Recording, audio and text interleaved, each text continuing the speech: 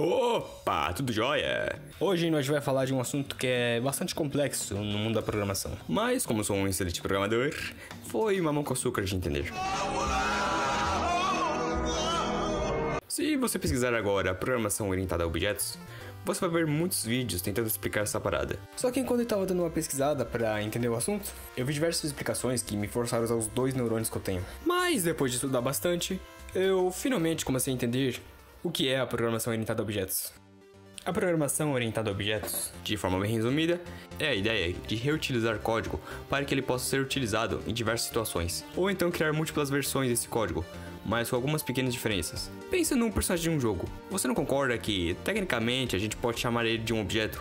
E você não concorda que, apesar deles fazerem coisas diferentes, esse personagem e um inimigo não compartilham algumas funções? Tipo conversar, comer, dormir, atacar?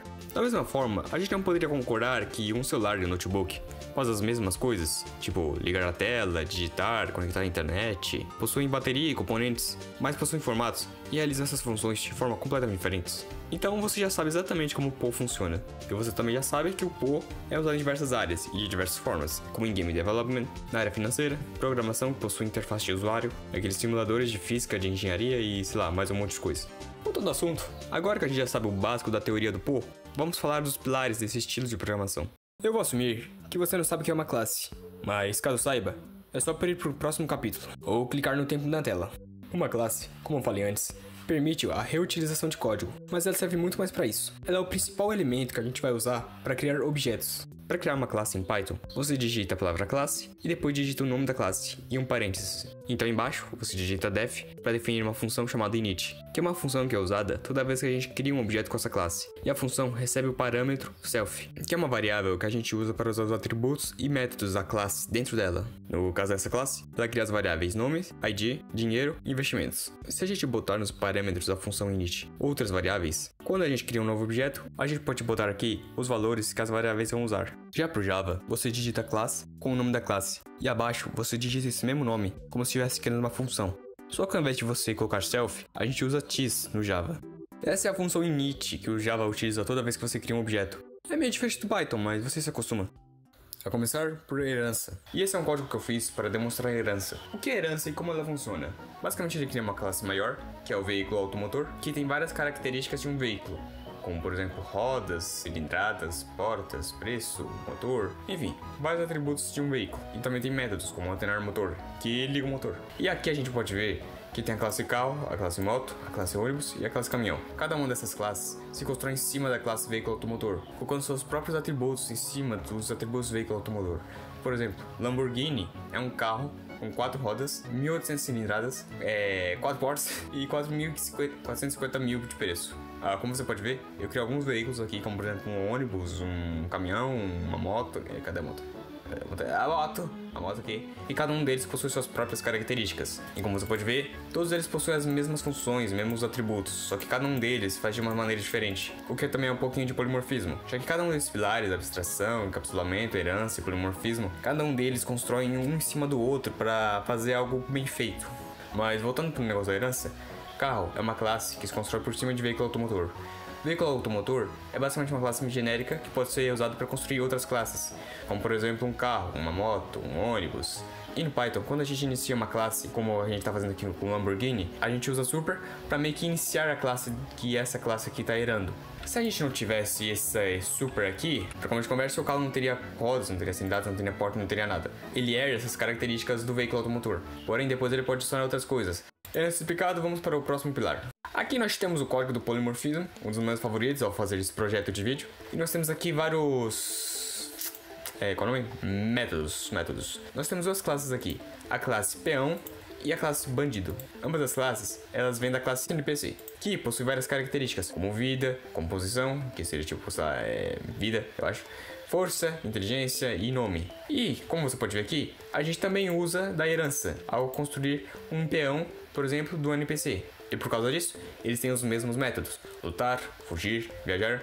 Porém, que eles fazem de maneira diferente. O peão, quando ele vai tentar lutar, ele não consegue, porque ele é muito fraco. Já o bandido, ele enfia o dedo no olho do adversário dele e ataca ele com uma adaga. Esse é um exemplo bem bobo, mas eu acho que mostra muito bem o que é o polimorfismo. Pegar todas as subclasses dessa classe que foi herdada e modificar seus métodos para fazer coisas diferentes. Se aqui no código da herança eu quisesse, por exemplo, que tivesse um método chamado ajustar cinto segurança. Todas essas classes agora vão ter esse método ajustar cinto de segurança. Mas faz sentido todas as classes terem esse método? Não, porque por exemplo, uma moto não tem um cinto de segurança. Então a gente pode chegar aqui na classe da moto e colocar: esse veículo não tem cinto. Agora, se a gente chegar aqui em... qual é o nome da moto mesmo? Harley Davidson. Ponto ajustar cinto de segurança. Este veículo não tem cinto, olha só. Olha só que bacana. Mas agora se a gente colocar logo embaixo, cara, qual é o carro mesmo? Lamborghini. Se a gente colocar Lamborghini, ponto, ajustar cinto de segurança. Veja só o que acontece, cara. Cinto ajustar, exatamente, cara. Esse é o poder do polimorfismo, cara. Nós podemos ajustar métodos. Bem, acho que agora que eu já demonstrei o polimorfismo, acho que é melhor a gente já ir para o próximo pilar. Bem, estamos aqui com o código do encapsulamento. Temos aqui a classe conta bancária. Nós temos aqui Zezinho. Zezinho é uma instância de conta bancária. Como você pode ver, ele possui vários atributos, como nome, identidade, dinheiro e investimentos. Como você pode ver também, tem vários métodos, tipo depositar, sacar, investir, mostrar saldo. E aqui embaixo nós fazemos as operações com a conta bancária. Ignore esse negócio aqui de 10 milhões de dólares zimbabweanos que eu estava fazendo alguns testes aqui. Mas como o Python não tem atributo privado, como tem no Java, eu vou passar para o código do Java, porque vai ser um pouco mais fácil de demonstrar o que eu quero dizer aqui. Voltando aqui para o código do Java, nós temos também os métodos depositar, sacar, investir e mostrar saldo.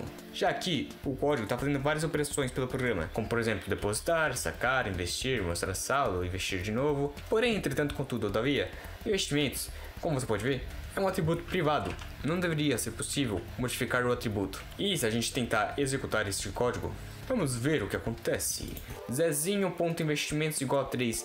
Erro. Investimentos has private access em conta bancária. Mas para que serve o encapsulamento? Você talvez esteja se perguntando. Para basicamente deixar seguro os atributos da classe. A gente não ia querer aqui que alguém simplesmente chegasse e colocasse 10 milhões de dólares zimbabuanos no dinheiro do Zezinho aqui, né? Não pode, cara, não pode. Por isso que a gente deixa privado, para deixar o atributo seguro. E a gente também poderia usar esse negócio de atributo privado na classe NPC. A gente poderia colocar aqui um método para perder vida. Daí toda vez que fugir, e toda vez que lutar fosse usado, dodge, perder vida, pronto. Se a gente não usasse capsulamento, poderia dar uma série de problemas, tipo bugs, inconsistências no programa e sei lá, um monte de coisa. E agora para explicar o conceito mais abstrato de programação orientada a objetos. Ela não tem um termo fixo. Dependendo de quem você pergunta, ela pode ter múltiplos usos. Para mim, a abstração é você usar uma função que ela usa várias outras funções. Tipo, por exemplo, você não liga os componentes de um celular, depois liga a tela, depois... Não, você liga um botão e o celular liga sozinho, ele faz tudo isso sozinho de uma vez. Um botão faz muitas funções. Você não pega o café, esquenta ele, depois, sei lá, destila ele, não sei. Você vai na máquina de café, aperta um botão e ela faz tudo isso pra ti. Tá entendendo o que eu quero dizer? É eu simplificar o uso de uma classe, abstraindo, tipo assim, como que a classe funciona mais ou menos. Tipo assim, não a classe, um método. Por exemplo aqui, desligar, ele pega dois métodos da classe e usa eles, simplificando o uso da classe. Ao invés de você colocar cada um desses métodos aqui e chamar eles individualmente, você cria uma função, um método, que vai fazer cada uma dessas coisas, simplificando o uso da classe. Aqui em herança, abstração também pode ser um método que você obriga uma classe, uma subclasse no caso, a usar. Aqui no código do polimorfismo, eu coloquei aqui o método lutar, fugir e viajar. Porém, eu quero que todo personagem do jogo use esses métodos. Então como é que eu faço isso? Basicamente, eu uso a keyword abstract. Se por exemplo eu chegar aqui em fugir e eu deletar fugir, olha só, tá dando problema. The type peão must implement the inherited abstract. Eu tenho que usar esse método fugir, porque é um método abstrato, eu tenho que usar ele. É parte da classe. Mas isso é um pouco mais da linguagem do que da programação orientada a objetos. Mas dependendo de quem você perguntar, é isso que seria abstração. Mas, de qualquer forma, eu espero que você tenha entendido a aplicação prática de cada um dos pilares da programação orientada a objetos de uma forma prática. Se você quer apenas entender o assunto de forma superficial, isso era tudo que você precisava para fazer uns programas top. Mas se você realmente quer estudar sobre isso, eu recomendo que você tente explicar cada um dos pilares. Só que em Java ou C# ou qualquer língua que force o Poe. Pode parecer um pouco louco aprender uma língua inteira só para aprender isso, mas eu juro que eu comecei a realmente entender o que cada pilar é e a importância dele quando eu comecei a usar eles no Java. Não que você não possa usar Python para estudar o assunto, porém a flexibilidade do Python não força você a entender o Poe, o que tem suas vantagens e desvantagens. Eu espero que você tenha aprendido alguma coisa hoje. Se tiver, deixe seu like e tamo junto. Se não... Enfim, a gente se vê no próximo vídeo, mano. Falou.